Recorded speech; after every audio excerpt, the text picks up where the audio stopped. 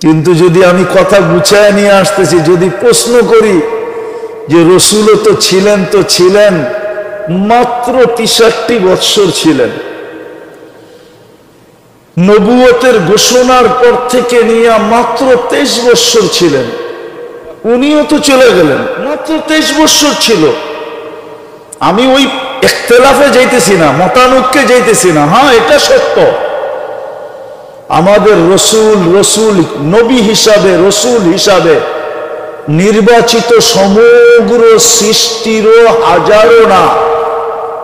হাজারো বৎসর আগে নির্বাচিত, প্রেরিত সবার শেষে, অস্তিত্ব সবার শেষে, প্রেরিত সবার শেষে, নির্বাচিত সবার আগে, প্রেরিত ঘোষিত হলো 40 বছর 10 দিন 6 মাস 10 দিন, যেদিন ওই দিন ঘোষিত হয়েছে।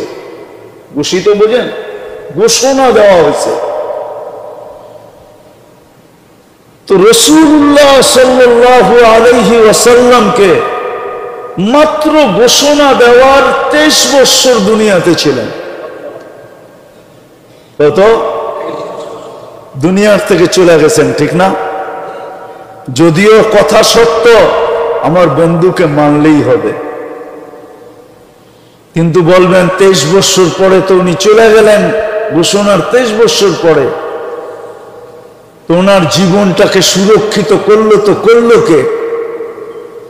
তো আল্লাহ বলে, সুরক্ষিত করার জন্য আমরা কিছু লোককে নির্বাচিত করছি। আওরাসনাল কিতাবাল্লাযী নাসতাফাইনা মিন ইবাদিনা, কিয়ামতের সকাল পর্যন্ত আমরা কিছু লোককে নির্বাচিত করব।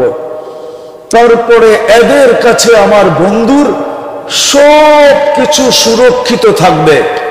তোমরা যদি আমার বন্ধুকে মানতে চাও আর তাকে মানার মাধ্যমে যদি আমার মানার দাবিকে পুরা করতে চাও, তাহলে কিয়ামতের সকাল পর্যন্ত তোমাদের জন্য ঘোষণা হলো ও উলুল আমরি মিনকুম, কিয়ামতের সকাল পর্যন্ত তোমরা হক্কানি আলেমদের পিছে চলতে থাকো, আল্লাহ ওয়ালাদের পিছে চলতে থাকো, হক্কানি আল্লাহ ওয়ালা হক্কানি আলেমদের পিছে চলতে থাকো। উলুল আমরি মিনকুম, কেননা এদের কাছে আমার বন্ধুর সব সুরক্ষিত আছে। কি বলেন নাই? হ্যাঁ, সব সুরক্ষিত আছে, একটা জিনিসও হারায় যায় নাই, গাদার নাম পর্যন্ত হারায় নাই, সুরক্ষিত আছে। কাদের কাছে? হক্কানি আলেমদের কাছে। আপনি যদি রসুলকে মানার মাধ্যমে আল্লাহর মানার দাবিকে পুরা করতে চান, তাহলে কিয়ামতের সকাল পর্যন্ত আপনাকে হক্কানি উলামাদের পিছনে চলতে হবে।